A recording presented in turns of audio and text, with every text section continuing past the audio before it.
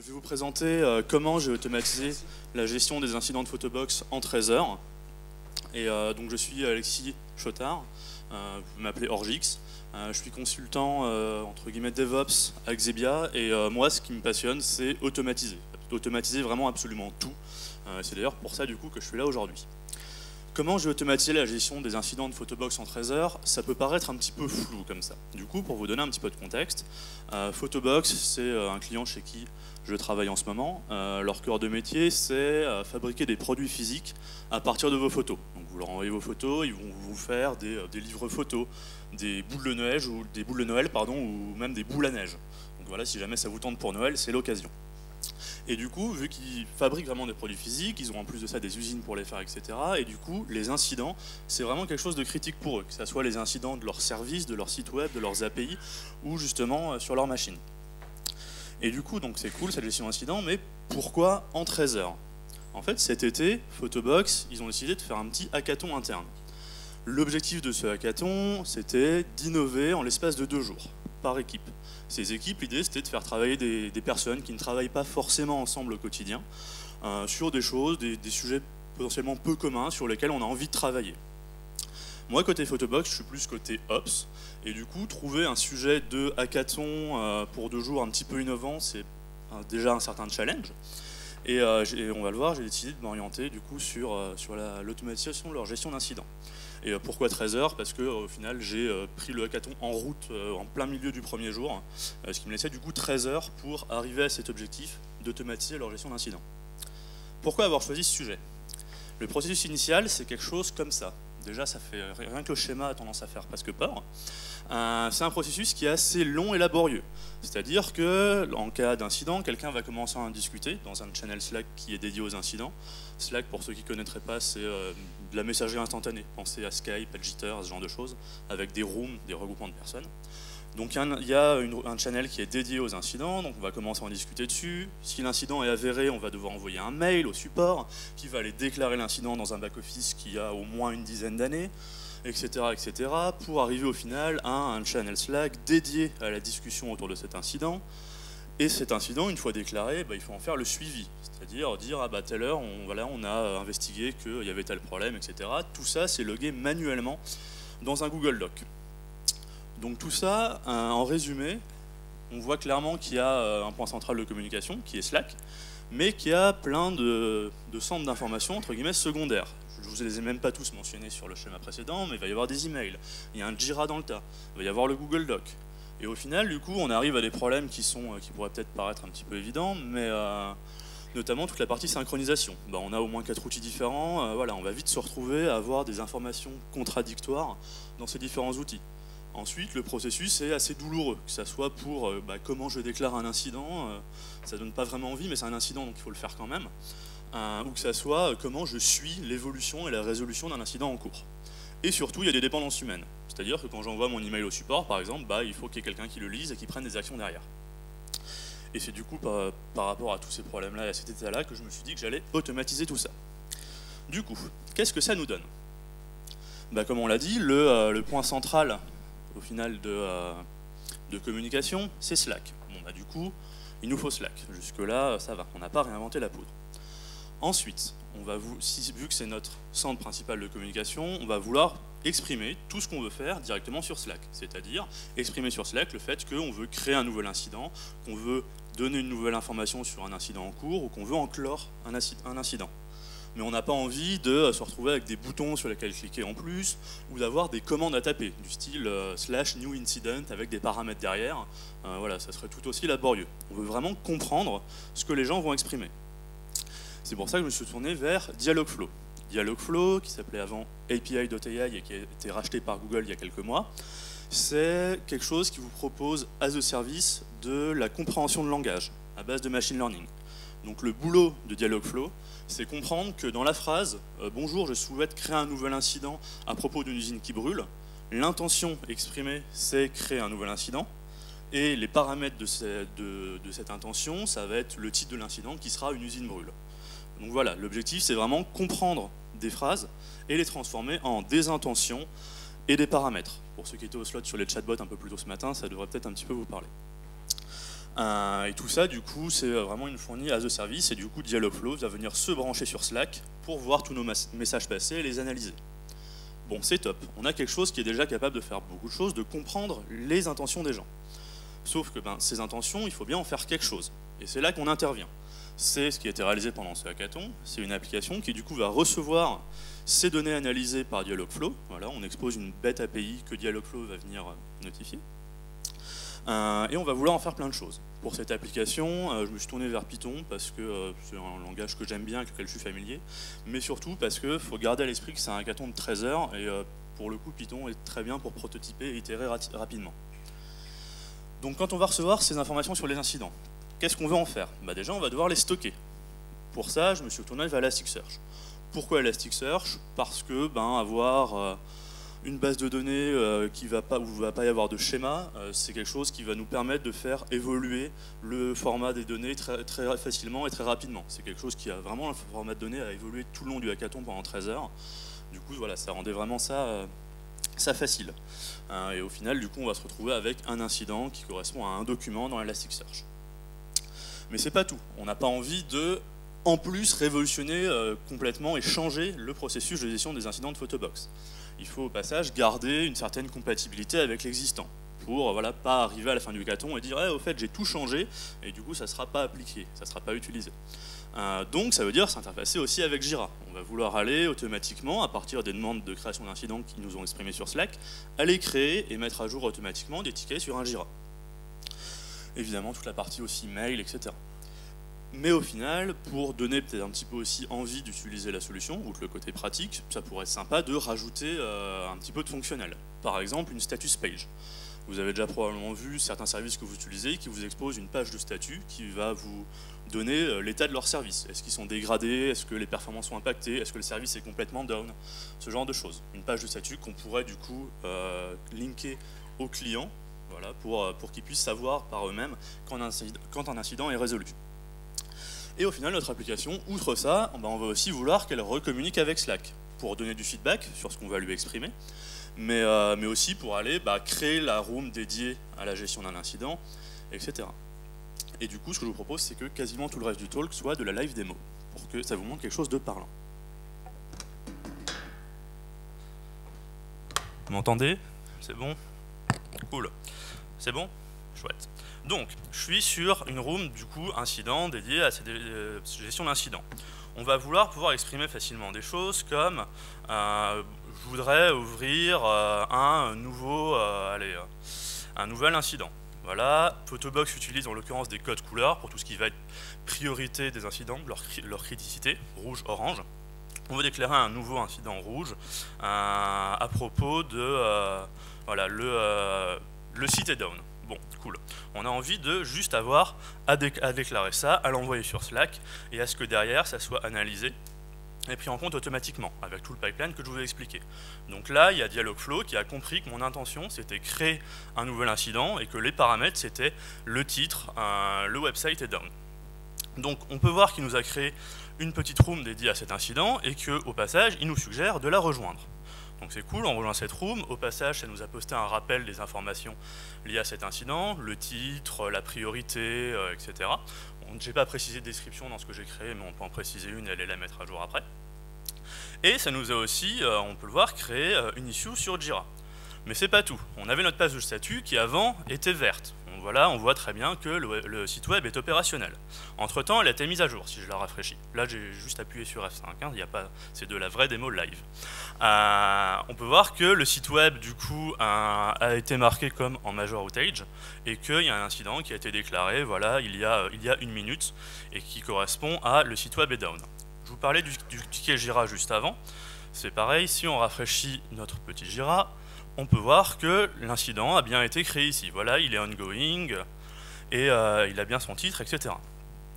Je vous parlais du suivi des incidents, de l'évolution, des investigations, etc. On va vouloir du coup être capable de renseigner des updates pour cet incident. On va vouloir par exemple dire il y a une nouvelle update, je sais pas, on peut se loguer. Voilà. On vient de constater que la fonction de login marchait, c'est cool. Mais on n'a pas envie que quand on discute d'autres choses, ça soit reconnu. On ne veut pas que ça soit logué dans le rapport d'incident à la fin. Et c'est là justement du coup qu'intervient l'intelligence et la partie machine learning de Dialogflow, c'est vraiment être capable de différencier les messages qui vont être des updates de ceux qui n'en sont pas, par exemple.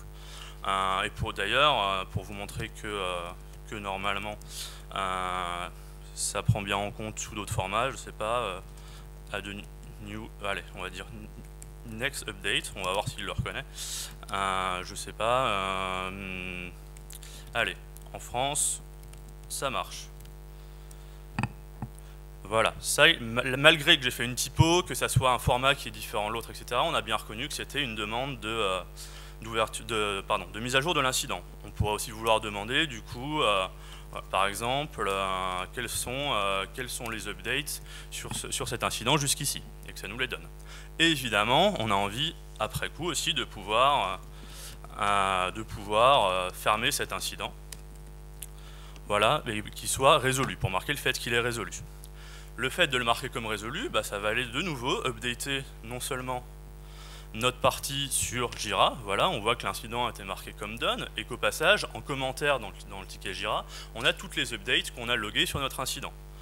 Au passage, la page de statut est repassée au vert, donc les clients qui suivaient l'incident sont au courant que c'est résolu. Et, outre ça, ces incidents sont stockés dans l'Elasticsearch derrière. Donc, si je veux lister mes incidents, voilà, là on est directement quasiment sur le design de l'incident, on va voir tout ce qui va être priorité. Quand a été ouvert l'incident, quand est-ce qu'il a été fermé, des choses comme qui l'a ouvert, etc. Quel est son état. Et du coup, vu qu'on a toutes ces informations qui sont stockées, on va pouvoir commencer à les analyser, à faire des dashboards par rapport aux informations qu'on veut. Là, je vous fais un exemple vraiment très minimal, c'est simplement la répartition en fonction de la criticité des incidents. Rouge par rapport à orange. On pourrait imaginer avoir des choses beaucoup plus poussées. Temps de résolution moyen d'un incident, durée moyenne entre 2 updates pour un incident, ce genre de choses. Qui va le plus updater un incident? L'idée, c'est que vu que c'est nous qui le stockons et qu'on peut vraiment faire au final ce qu'on veut. Et je vous parlais beaucoup de Dialogflow, du coup ça pourrait être intéressant que je vous le montre. Je vous parlais d'intention. Là, c'est une démo que j'ai recréée pour StackDZBeacon. Je voulais demander de gérer 4 intentions. Ouverture, fermeture, lister des updates et ajouter des updates. Il y en avait un petit peu plus pendant le hackathon. Si on regarde, on va voir que mon intention de création d'incident, je lui ai renseigné des phrases un petit peu type, pour lui dire ces phrases correspondent à la demande de création d'incident, et je lui ai renseigné où étaient les paramètres que je veux récupérer dans ces phrases. Là, par exemple, on voit que RED correspond à la priorité de l'incident, et que le repas était mauvais, c'est un incident vraiment critique, correspond au titre de mon incident. Et l'idée, c'est que ces phrases-là, on veut aussi pouvoir les récupérer de Slack, pour toujours réentraîner la partie machine learning. Là, je peux aller voir ce que je viens de faire. On voit le logging is working, il a détecté comme une update d'incident. Bon, ça c'est quelque chose qui est valide. Ça, il nous l'a détecté comme aucune intention, c'est bien ce qu'on voulait, pardon. La partie ajout d'une nouvelle update aussi, listing des updates, il l'a bien trouvé. La réponse du bot, il a détecté comme une demande de liste d'updates, c'est pas le cas. La demande de clôture d'un incident, c'était bon, et ça, on aurait voulu qu'il ne le détecte pas comme tel. Et à partir de ça, là, on vient de lui dire quand est-ce qu'il avait bien compris ce qu'on voulait exprimer, et quand il n'a pas bien compris. Et à partir de ça, si vous regardez en bas à droite, il y a le modèle de machine learning derrière qui va s'adapter, qui va évoluer en fonction de ce qu'on vient de lui dire, pour toujours avoir du coup quelque chose de plus précis et de plus pertinent. Et du coup, je vais reprendre le micro. Le fait de faire un hackathon, ça ne veut pas non plus dire faire les choses de manière sale. Ça n'empêche pas, en 13 heures, de faire les choses proprement. Dans le sens où, là, l'application, c'est livré dans du Docker, ça tourne proprement. Pour la partie test, au final, Dialogflow va nous envoyer un JSON qui correspond aux données qu'il a analysées sur notre webhook. Ce JSON, je peux en faire un événement de test, une sorte de mock, entre guillemets, des événements qu'envoie Dialogflow, pour aller tester mon application à partir de ça. Il y a plein d'améliorations possibles, je ne vais pas toutes vous les lister, je laisserai votre imagination faire le plus grand du travail, mais on pourrait imaginer avoir plus une notion de projet avec des responsables du projet sur lequel il y a l'incident en cours pour automatiquement les inviter. On pourrait imaginer profiter des notions de push de HTTP2 et de connexion persistante pour aller pusher des notifications que l'incident est résolu. Comme ça, le support client peut juste donner le lien au client, leur dire ouvrez ça dans un onglet et on vous push une notification quand l'incident est résolu. Comme ça, ils sont automatiquement au courant. On pourrait répondre directement via des logflows. Là, notre application va directement répondre sur Slack. On pourrait faire passer la réponse par Dialogflow, mais il y a certaines choses qui ne sont pas gérées. Par exemple, la création d'un channel Slack ou l'invitation de personnes dans ce channel, on ne va pas pouvoir les faire via Dialogflow. Et du coup, pour conclure ce talk, il y a pas mal de pièces là. En fait, ce qui est génial, c'est qu'on a pu prendre des solutions qui faisaient une chose, mais qui le faisaient bien, et juste faire la glue, la tuyauterie, entre guillemets, entre ces services. Là, c'est quand même un résultat, ça c'est réellement ce qui a été créé from scratch en 13 heures. Ça tient en moins de 500 lignes de Python, donc c'est assez génial en soi. On est en 2017, la plupart des softs propres exposent des API, et on a entre guillemets juste à les faire communiquer entre elles pour créer des vrais services. Et l'avantage qu'on a avec ce côté custom par rapport aux solutions existantes, c'est que c'est vraiment quelque chose qui va correspondre à nos besoins. Par exemple, pour toute la partie gestion d'incidents, vous avez peut-être entendu parler de PagerDuty, qui va permettre de faire plein de choses, l'escalade en fonction des personnes responsables, etc. Mais ça ne répondra pas forcément à tous nos besoins. Par contre, c'est avec ces solutions qu'on va avoir envie de s'interfacer pour profiter de ce qu'elles font bien. Donc voilà, merci pour The Talk. J'espère que ça vous aura donné envie d'essayer ce genre de choses.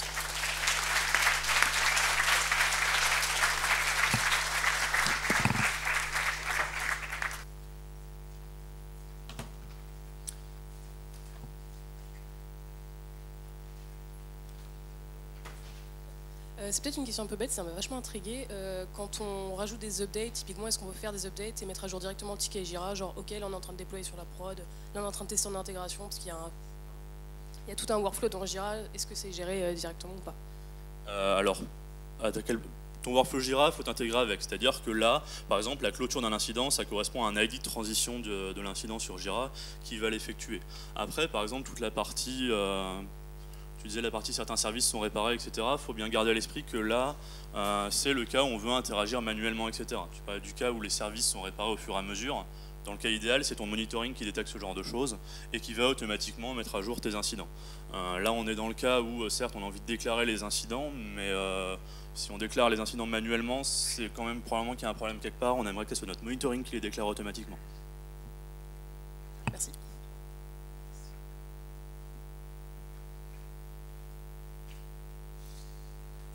Alors, je vois pour Dialogflow que ça fonctionne plutôt bien, mais ça serait quand même bien s'il y avait une fonctionnalité genre help et qui puisse t'envoyer des exemples de ce qu'il attend.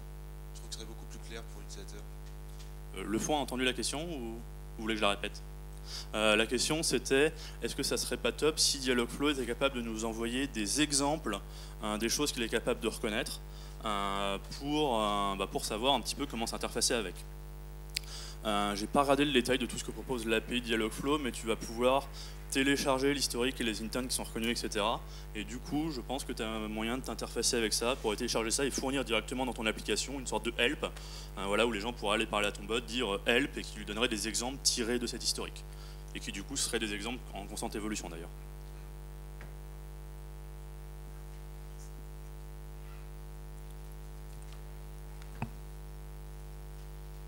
Sur l'automatisation des incidents, comment tu fais pour gérer qu'il n'y aura pas de doublons créés, parce que là où l'humain saura dire bon en fait l'incident est déjà clos, j'en ouvre pas une autre, l'automatisation lui il est bête et méchant.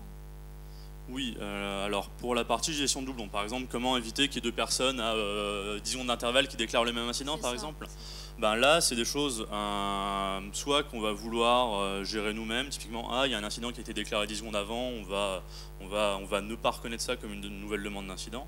Après, on peut faire des choses un petit peu plus poussées côté Dialogflow, que je ne vous ai pas montré. Typiquement, on va pouvoir faire en sorte que Dialogflow aille demander des compléments d'information. Par exemple, là, je n'ai pas précisé de description pour l'incident, on pourrait imaginer que Dialogflow dise n'y a pas de description, est-ce que tu vas en fournir une? Et du coup que Dialogflow, si il a déjà vu passer un incident récemment, demande une confirmation. Est-ce que oui ou non c'est vraiment un nouvel incident, est-ce que tu en es sûr? Pour information, je l'ai pas, j'ai pas passé la slide avant, mais toute l'application en elle-même et l'infra qui va avec sont dispo sur GitHub. L'infra, il y a du Packer, du Terraform et du Docker, et l'application, c'est toute la partie Python. D'autres questions?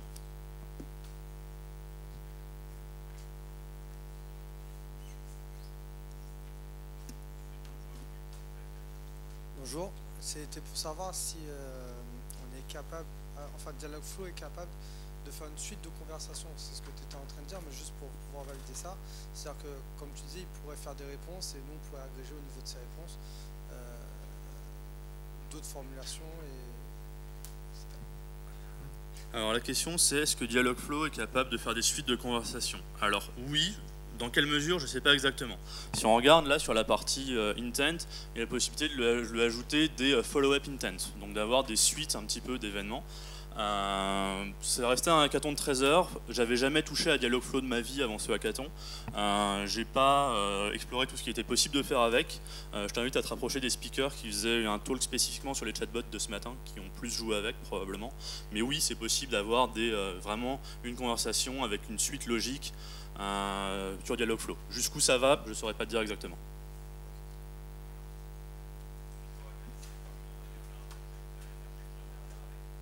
Alors la question c'est, suite au hackathon, est-ce qu'on en a fait un projet, est-ce qu'on va faire quelque chose avec? Alors c'est c'est un point sur lequel toute la partie, justement l'équipe de gestion des incidents est vraiment très enthousiaste et ils aimeraient vraiment l'utiliser, mais pour l'instant il manque un petit peu, on va dire, de bande passante pour voilà, le passer sérieusement. Il y a encore quelques évolutions à faire pour le rendre entre guillemets prod ready. Ça reste quelque chose qui est fait en hackathon de 13 heures, hein, donc c'est propre, mais il y a quand même certaines évolutions à faire, je pense. Et actuellement, ils ont pas spécialement on n'a pas spécialement consacré le temps à faire en sorte que ça soit vraiment utilisé en production, mais j'ai aucun doute que ça le sera.